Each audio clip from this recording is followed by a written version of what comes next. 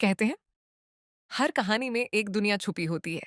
कभी मोहब्बत की, कभी रहस्य की और कभी उन जज्बातों की जिन्हें शब्दों में कहना मुश्किल होता है। यहाँ स्टोरीज इन ग्लोब में हम आपको ले चलेंगे उन कहानियों की दुनिया में जहाँ हर किरदार जिंदा है, हर लम्हा महसूस होता है और हर अंत एक नई शुरुआत बन जाता है। तो आइए शुरू करते हैं आज की कहानी स्टोरीज इन ग्लोब के साथ। लखनऊ की पुरानी गलियों में सुबह की हलचल शुरू हो चुकी थी। दूध वाले की साइकिल की घंटी, ठेले वालों की आवाजें और घरों से आती पराठों की खुशबू हर सुबह की तरह जिंदगी चल रही थी। इन्हीं गलियों में एक आदमी रहता था, रमेश चौहान। 30 बरस का, चेहरे पर पसीने की लकीरें, पर आंखों में एक चमक। पेशे से सेल्समैन था, एक जूते की दुकान पर काम करता था। तनख्वाह बस 5,000 रुपये और जिम्मेदारियां जैसे पहाड़। घर में बूढ़ी माँ, पत्नी रीना और 2 छोटे बच्चे। हर सुबह रमेश अपनी पुरानी साइकिल से 10 किलोमीटर दूर दुकान तक जाता।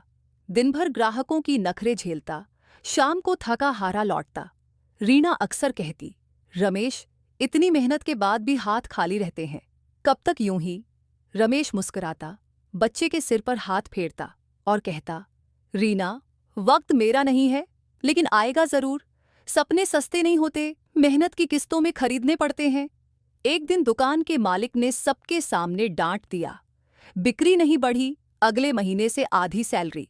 उस दिन रमेश का दिल टूट गया।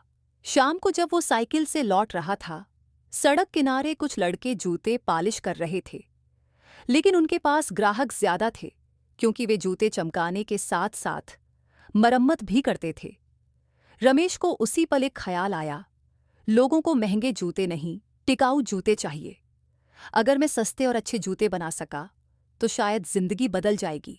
घर पहुंचकर उसने रीना से कहा, मैं अपनी दुकान खोलना चाहता हूं, छोटी सी सही। रीना ने हैरान होकर कहा, दुकान? बैंक में पैसे नहीं हैं रमेश, कैसे?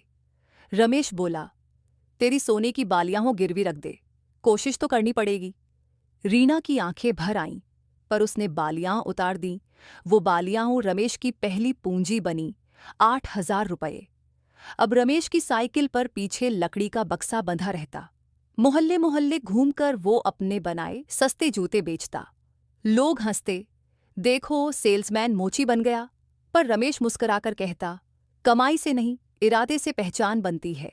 6 महीने बाद रमेश ने 15,000 रुपये बचा लिए। उसी से उसने एक छोटी सी दुकान ली, नाम रखा चौहान फुटवियर। बोर्ड पर बड़े अक्षरों में लिखा, हमारे जूते आपकी मेहनत के साथ ही।